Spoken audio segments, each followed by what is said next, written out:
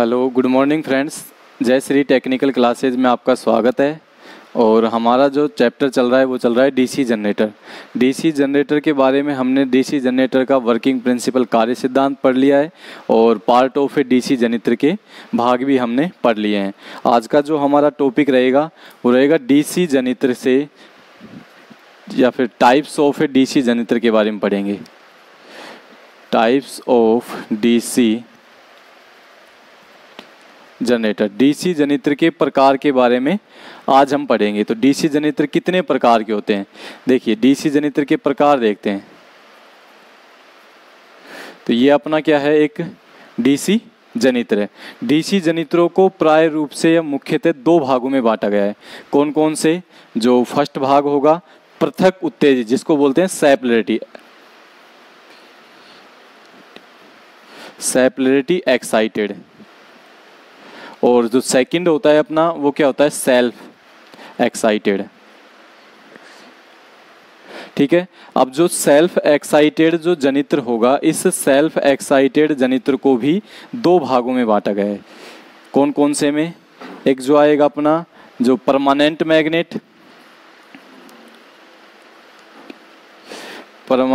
Magnet,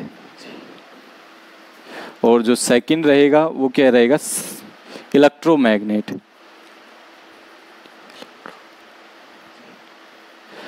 अब देखिए जो इलेक्ट्रोमैग्नेट है, इस इलेक्ट्रोमैग्नेट को भी तीन भागों में बांटा जाता है मुख्यतः।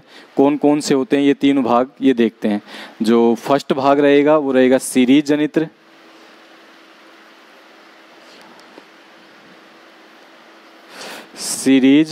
जनित्र, सेकंड संट जनित्र, और जो थर्ड रहेगा कंपाउंड जनित्र। अब जो एक कंपाउंड जनित्र रहता है, मिश्रित जो जनित्र रहता है, इसको मुख्यतः दो भागों में बांटा गया है। कौन कौन से दो भाग होते हैं? लॉन्ग संट और शॉर्ट संट। ठीक है। लॉन्ग संट टाइप जनित्र को भी और शॉर्ट संट टाइप जनित्र को भी, इन दोनों जनित्रों के दो भाग होते हैं। कौन कौन से होते हैं? कम्युलेटिव कंपाउंड,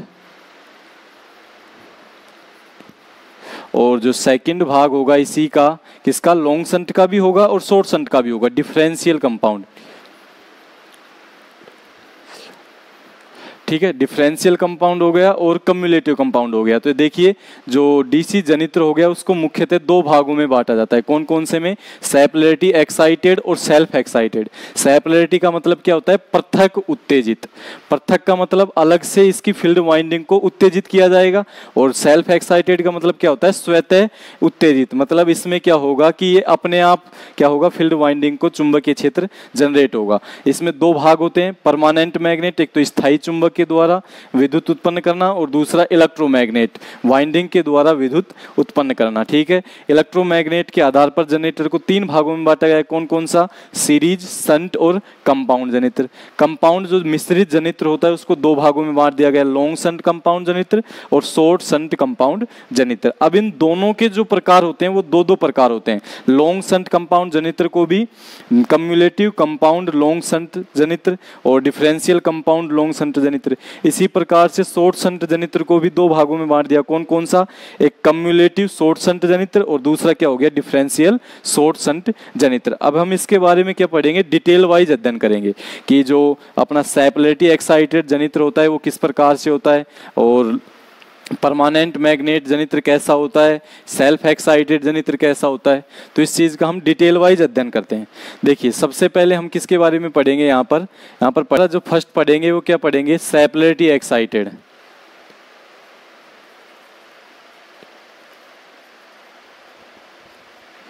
ठीक है। पृथक उत्तेजित जनित्र के बारे में पढ़ेंगे। देखिए एक ऐसा जनित्र जिसकी फील्ड वाइंडिंग को बाहरी परिपथ से धारा प्रदान की जाए वो क्या कहलाता है, पृथक उत्तेजित या सेपरेटली एक्साइटेड जनित्र कहलाता है।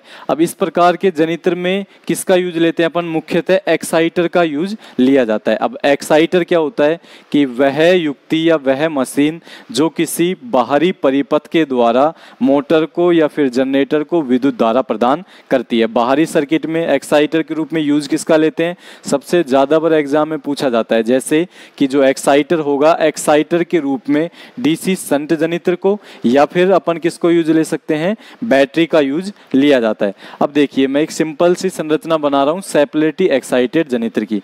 तो ये तो मेरे पास क्या हो गई, एक फील्ड वाइंडिंग हो गई, ठीक है। ये क्या हो गई, फील्ड वाइंडिंग, जिसको मैं क्या बोल सकता हूं, RSH, ठीक है। ये फील्ड वाइंडिंग हो गई, या फिर मैं बोल दिया RF, मैंने इसको बोल दिया फील्ड वाइंडिंग। इसको फील्ड वाइंडिंग को किससे जोड़ा जाएगा, बाहरी परिपथ से सप्लाई प्रदान की जाएगी। तो ये मैंने लगा दी बैटरी, ठीक है, ये मैंने बैटरी लगा दी। अब देखिए यहाँ से क्या होगा, एक आर्मेचर होगा मेरे पास। तो ये मेरे पास क्या हो गया, आर्मेचर हो गया। और इस आर्मेचर को किसके द्वारा जोड़ा जाएगा, लोड रेजिस्टेंस के द्वारा मैंने यहाँ से जोड़ दिया। कैसा लोड है ये, परिवर्तित लोड है, ठीक है। अब देखिए जो आर्मेचर, जैसे ही अपन क्या करेंगे, इस जनित्र को क्या करेंगे, बैटरी से जोड़ेंगे। तो बैटरी से जोड़ेंगे तो ये सर्किट में क्या जाएगी, करंट जाएगी बैटरी की। बैटरी की करंट किस में गई भाई, फील्ड क्षेत्र में गई। फील्ड में क्या होगा, मैग्नेटिक फ्लक्स उत्पन्न होगा, चुंबकीय क्षेत्र जनरेट होगा। और इस चुंबकीय क्षेत्र के अंदर जब मैं आर्मेचर को रोटेट करूंगा, घुमाऊंगा, तो आर्मेचर में क्या जनरेट होगा, EG, EMF जनरेट होगा। आर्मेचर में क्या जनरेट हुआ, जनरेट होने वाला EMF हो गया। इस EMF के कारण आर्मेचर में क्या होगा, IA धारा प्रवाहित होगी। ये IA धारा किसके पास जाएगी, लोड के पास जाएगी। तो यहाँ क्या जाएगी, IL की करंट चली जाएगी। अब देखिए इसमें हमको जो मुख्य बातें याद रखनी है वो प्राय क्या याद रखनी है, सबसे पहले तो यहाँ से निकलने वाली आर्मेचर धारा और लोड धारा दोनों क्या हो गई, बराबर हो गई। क्यों बराबर हो गई, क्योंकि दोनों एक इस क्रम में जुड़ी हुई हैं, श्रेणी क्रम में। तो IA बराबर क्या हो गया, IL हो गया। सबसे पहले ये चीज आपको याद रखनी है कि सेपरेटली एक्साइटेड जनित्र में IA बराबर क्या होता है, IL होता है। अब मैं बात करूं इसके द्वारा जनरेट होने वाला EMF कितना होगा। तो देखिए आर्मेचर के द्वारा जनरेट होने वाला EMF, जनरेट EMF EG कितना होगा भाई। एक तो अपने को जो बाहर वोल्टेज मिलेगा, आउटपुट में कितना वोल्टेज मिल रहा है लोड के लिए, वो हो गया। प्लस में आर्मेचर में क्या है, वाइंडिंग, वाइंडिंग के कारण क्या होता है, कुछ ना कुछ रेजिस्टेंस, और रेजिस्टेंस के कारण क्या ड्रॉप होगा, वोल्टेज। तो क्या हो जाएगा कि V प्लस आर्मेचर द्वारा जनरेट होने वाला EMF क्या होगा, आउटपुट पर प्राप्त वोल्टेज प्लस में आर्मेचर में ड्रॉप वोल्टेज। अब आर्मेचर में ड्रॉप वोल्टेज को या तो मैं क्या लिख सकता हूं, VA, और VA ना लिख करके V बराबर क्या होता है, IR, ठीक है। I का मतलब IA और इंटू RA, तो क्या हो गया, VA। आर्मेचर में कितना वोल्टेज ड्रॉप हुआ, IA इंटू RA। तो मैंने क्या किया, डायरेक्ट मैंने यहाँ पर क्या लिख दिया, IA इंटू RA। तो आर्मेचर द्वारा जनरेट होने वाला EMF कितना हो गया, EG बराबर V plus IA into RA। कैसे आया भाई, आर्मेचर यहाँ पर जो भी वोल्टेज उत्पन्न होगा वो उत्पन्न वोल्टेज कहाँ प्राप्त होगा अपने को, टर्मिनल पे। अब ऐसा तो है नहीं कि मशीन की दक्षता 100% है, जितना वोल्टेज यहाँ उत्पन्न हुआ उतना वोल्टेज आउटपुट में मिल जाएगा, नहीं होगा। क्यों, क्योंकि आर्मेचर का भी कुछ ना कुछ रेजिस्टेंस है। इस रेजिस्टेंस के कारण क्या होगा, आर्मेचर में वोल्टेज ड्रॉप होगा। कितना हुआ, IA इंटू RA प्लस में VL, दोनों को जोड़ दिया, क्या हो गया, टोटल जनरेट होने वाला EMF हो गया मेरे पास। यदि यहीं पर मैं बात करूं किसकी, उत्पन्न पावर की, कि उत्पन्न होने वाली पावर कितनी है। देखिए उत्पन्न पावर की मैं बात करता हूं, तो उत्पन्न होने वाली पावर कितनी हो गई, आर्मेचर में होगी।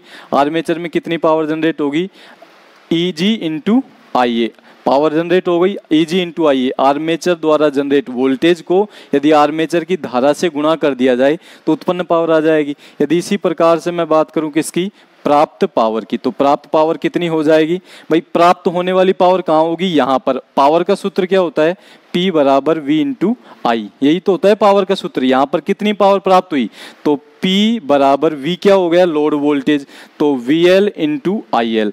तो पावर कितनी हो गई प्राप्त होने वाली, VL इंटू IL। इतनी पावर कहाँ प्राप्त होगी अपने को, आउटपुट में। जनरेट होने वाली पावर कितनी हो गई, EG इंटू IA। अब यदि आपसे पूछ लिया जाए कि खर्च पावर बताइए, क्या चीज बताना है आपको, यहाँ पर खर्च पावर को बताना है कि खर्च होने वाली पावर कितनी होगी।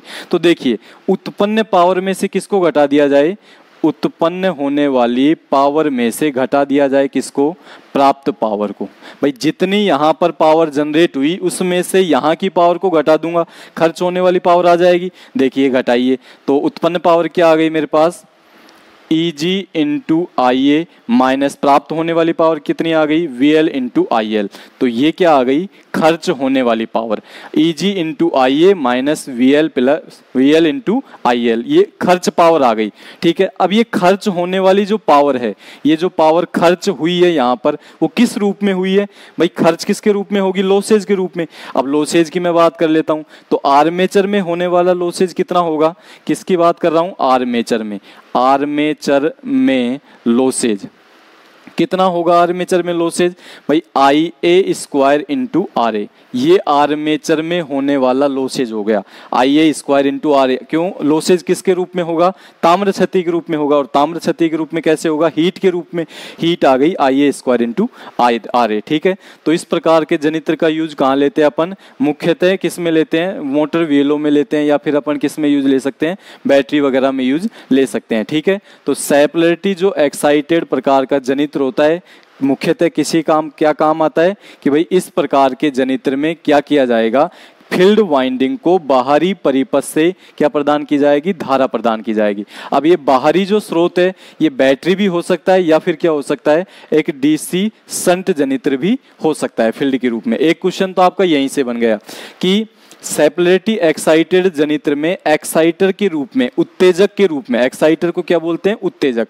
उत्तेजक के रूप में किसका प्रयोग किया जाएगा, या तो भाई डीसी संट जनित्र का यूज लिया जाएगा, या फिर किसका यूज लिया जाएगा, बैटरी का यूज लिया जाएगा। ठीक है, नेक्स्ट क्वेश्चन क्या बनता है कि जो अपना सेपरेटली एक्साइटेड जनित्र होता है, इसमें धारा किसकी बराबर होती है, तो आई ए इंटू आई ए बराबर क्या होगा, आई एल। लोड करंट किसके बराबर होगी, आर्मेचर धारा के बराबर होगी। यदि जनरेट ईएमएफ की बात करूं तो V plus I A into R A, ये जनरेट ईएमएफ हो गया। खर्च पावर की बात करूं, उत्पन्न पावर में से आप प्राप्त पावर को घटा दीजिए, खर्च पावर आ जाएगा। ठीक है, तो ये बात किसकी कर ली मैंने, सेपरेटली एक्साइटेड जनित्र की मैंने यहां पर बात कर ली है। अब बात किसकी करेंगे भाई, अब बात करेंगे सेल्फ एक्साइटेड। और अब मैंने अभी आपको बताया था कि जो सेल्फ एक्साइटेड जनित्र होता है, स्व उत्तेजित जो जनित्र होता है, उसे भी दो भागों में बांटा गया है। किसकी बात करेंगे, सेल्फ एक्साइटेड।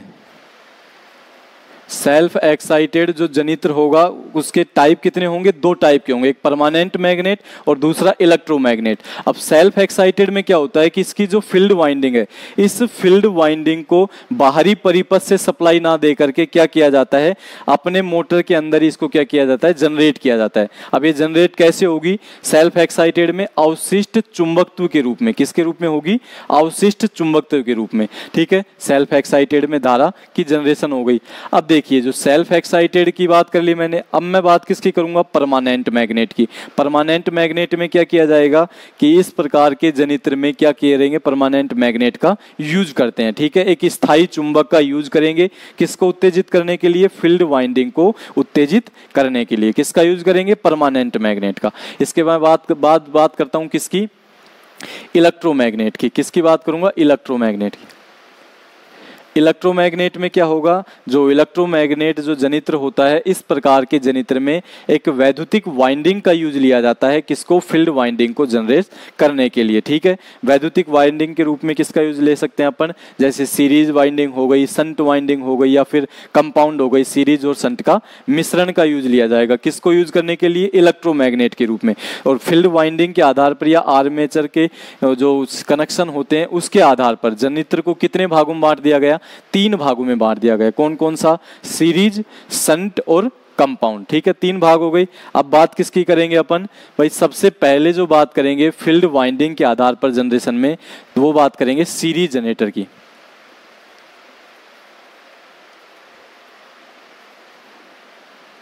ठीक है, किसकी बात करेंगे, सीरीज जनरेटर। देखिए सीरीज जनित्र की बात करते हैं, ऐसा जनित्र जिसमें आर्मेचर, ये क्या हो गया मेरे पास, आर्मेचर हो गया, सीरीज फील्ड, आर एसी और लोड, तीनों को एक श्रेणी क्रम में संयोजित कर दिया जाए, उसे क्या कहते हैं, सीरीज जनित्र कहते हैं। ठीक है, तो आर्मेचर के द्वारा क्या होगा, आर्मेचर में ईएमएफ की उत्पत्ति होगी। आर्मेचर में क्या हो गया, ईएमएफ जनरेट हो गया। कब जनरेट होगा, जब चुंबकीय फ्लक्स के मध्य आर्मेचर को रोटेट करवाएंगे तो चुंबकीय बल रेखाओं का छेदन होगा। छेदन के फलस्वरूप चालक में क्या होगा, ईएमएफ जनरेट होगा। ये ईएमएफ जनरेट होगा जिसके कारण क्या होगा, आर्मेचर में से धारा प्रवाहित होगी। तो IA धारा निकली, यहाँ से क्या निकलेगी, ISC, ठीक है, और इसमें क्या जाएगी, IL की धारा चली जाएगी। ये मेरे पास क्या हो गया, VL हो गया, लोड वोल्टेज। यहाँ पर क्या मिलेगा, लोड द्वारा उत्पन्न होने वाला वोल्टेज मिल गया, ठीक है।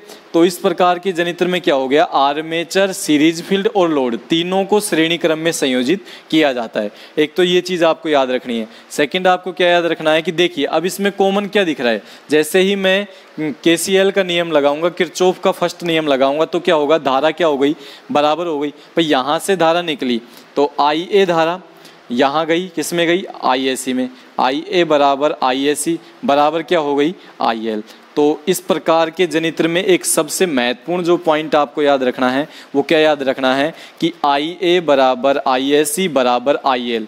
DC सीरीज जनित्र में आर्मेचर के द्वारा जनरेट होने वाली धारा बराबर संत वो सीरीज धारा और बराबर लोड धारा, तीनों धाराएं क्या होंगी, बराबर होंगी। अब मैं बात किसकी करूंगा, जनरेट होने वाले EMF की। तो कितना EMF जनरेट होगा, EG की मैं यहाँ पर बात करूंगा। तो EG कितना होगा कि भाई यहाँ पर लोड वोल्टेज कितना मिल रहा है, एक तो हो गया, प्लस में इस जनित्र में जो जनरेट होने वाला वोल्टेज था, जो आर्मेचर में वोल्टेज ड्रॉप था, वो कितना हुआ, उन दोनों को मिला करके निकल जाएगा।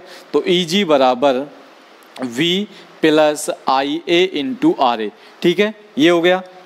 EG आर्मेचर द्वारा जनरेट होने वाला EMF, VL क्या हो गया, यहाँ पर लोड वोल्टेज, प्लस में आर्मेचर में होने वाला वोल्टेज ड्रॉप, और प्लस में क्या होगा, सीरीज में होने वाला वोल्टेज ड्रॉप। तो ISC इंटू RSC, ये क्या हो गया, आर्मेचर में जनरेट होने वाला EMF हो गया।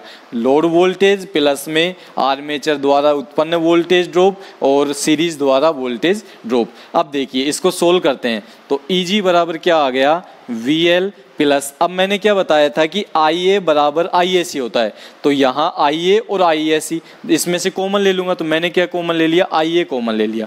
अंदर क्या बच गया, RA प्लस RSC, ये कॉमन आ गया, ठीक है। अब देखिए यदि मेरे को ज्ञात करना हो, VL का मान ज्ञात करना हो कि लोड वोल्टेज कितना होगा, तो क्या आ जाएगा, इसको मैं इस साइड में ले जाऊंगा, EG minus IA कोष्टक RA plus RSC, ये हो जाएगा, ठीक है। तो आपसे कई बार एग्जाम में सीधा क्वेश्चन यहाँ से पूछ लिया जाता है कि जो वोल्टेज जनरेट होगा, लोड वोल्टेज कितना होगा, EG minus IA कोष्टक RA plus RSC हो जाएगा, ठीक है। एक तो ये चीज़ हो गई। नेक्स्ट किसकी बात करेंगे अपन, वही बात करेंगे उत्पन्न पावर की। किसकी बात करेंगे, उत्पन्न पावर की। तो उत्पन्न होने वाली पावर कितनी हो गई, यहाँ कितनी पावर जनरेट होगी, अभी मैंने आपको बताया था EG इंटू IA।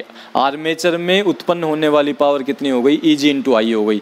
यदि मैं बात करूँ किसकी, प्राप्त पावर की, तो प्राप्त होने वाली पावर कितनी हो जाएगी, तो वही हो जाएगी VL इंटू IL। यहाँ कितनी पावर प्राप्त होगी, VL इंटू IL। यदि मैं बात करूँ किसकी, खर्च पावर की, तो खर्च होने वाली पावर कितनी हो जाएगी, खर्च होने वाली पावर की बात करते हैं। तो उत्पन्न पावर में से किसको घटा दीजिए, प्राप्त पावर को घटा दीजिए। जैसे क्या करेंगे, EG into IA minus VL into IL, तो ये क्या हो जाएगी, खर्च पावर हो जाएगी। अब ये खर्च पावर है, जो खर्च कैसे हुई पावर उसको देखिए। तो खर्च होने वाली पावर कैसे खर्च होगी, एक तो आर्मेचर में खर्च होगी, दूसरा सीरीज में खर्च होगी। तो आर्मेचर में खर्च पावर, या फिर आर्मेचर में लॉसेज की बात करते हैं, ठीक है। आर्मेचर में लॉसेज कितने होंगे, आर्मेचर में losses IA square into RA। इसी प्रकार से मैं बात करता हूँ सीरीज फील्ड में, या फिर सीरीज में लॉसेज क्या होगा, सीरीज में losses ISE square into RSC। ये लॉसेज होगा, किसके रूप में खर्च होगा, ये सीरीज में खर्च होगा रेजिस्टेंस के रूप में, हीट के रूप में, और ये आर्मेचर में खर्च होगा IA square into RA, ISC square into RSC, ठीक है। अब नेक्स्ट मैं बात करता हूँ कि भाई इस प्रकार के जनित्र को बिना लोड के नहीं चलाना चाहिए। आपने सुना होगा कि जो सीरीज जनित्र होता है इसको बिना लोड के नहीं चलाना चाहिए। क्यों नहीं चलाना चाहिए, देखिए कि इस प्रकार का जनित्र कैसे नहीं चलेगा। देखिए नो लोड की बात कर रहे थे अपन, तो नो लोड पर क्या होगा कि IA आर्मेचर में जो धारा होगी EG/RA, ठीक है, ये धारा होगी केवल। और यदि मैं बात करूं किसके ऊपर, फुल लोड पर, तो फुल लोड पर कितनी धारा होगी, IA बराबर EG/RA plus RSC plus RL, ये धारा होगी। अब देखिए दोनों स्थिति में आपको देखना है, फुल लोड के ऊपर क्या होगा, IA बराबर EG/RA plus RSC plus RL, तीनों प्रकार के जो रेजिस्टेंस हैं ये इसमें जुड़े हुए हैं। तो रेजिस्टेंस ज़्यादा हो गया, रेजिस्टेंस ज़्यादा होगा तो धारा का मान कम होगा, और इस स्थिति में क्या होगा, इस स्थिति में जो आर्मेचर है वो नहीं जलेगा, ठीक है। तो जलेगा किस स्थिति में, जब आर्मेचर के ऊपर या फिर जब जो सीरीज जनित्र है इसके ऊपर कोई भी धारा नहीं है, किसी भी प्रकार का लोड नहीं लगाया है, तो केवल क्या होगा, आर्मेचर द्वारा जनरेट रेजिस्टेंस होगा। इस स्थिति में क्या होगा, रेजिस्टेंस का मान क्या है, कम, और धारा का मान ज़्यादा था जनरेट होने वाली, तो रेजिस्टेंस कम हो गया। तो इस स्थिति में आर्मेचर जल जाएगा, ठीक है। किस स्थिति में जल जाएगा, नो लोड पर जल जाएगा। इसी वजह से आपको ये कहा जाता है कि डीसी सीरीज जनित्र को हमेशा फुल लोड पर कार्य करना चाहिए, बिना लोड के इसको स्टार्ट नहीं करना चाहिए, अन्यथा यह जल जाएगा। अब इस प्रकार के जनित्र का आप लोग उपयोग कहाँ पर करेंगे, ये चीज़ आपको देखनी है। तो इसका जो उपयोग है डीसी पारेषण लाइनों में, डीसी पारेषण लाइनों में किसके रूप में, बूस्टर के रूप में, बूस्टर के रूप में किया जाता है। कि जो डीसी की पारेषण लाइनें होती हैं उसमें बूस्टर के रूप में किसका यूज करेंगे आप लोग, डीसी सीरीज जनित्र का यूज करोगे, ठीक है। तो दोस्तों यदि ये वीडियो आपको पसंद आए तो वीडियो को लाइक, शेयर और हमारे चैनल को सब्सक्राइब जरूर करें।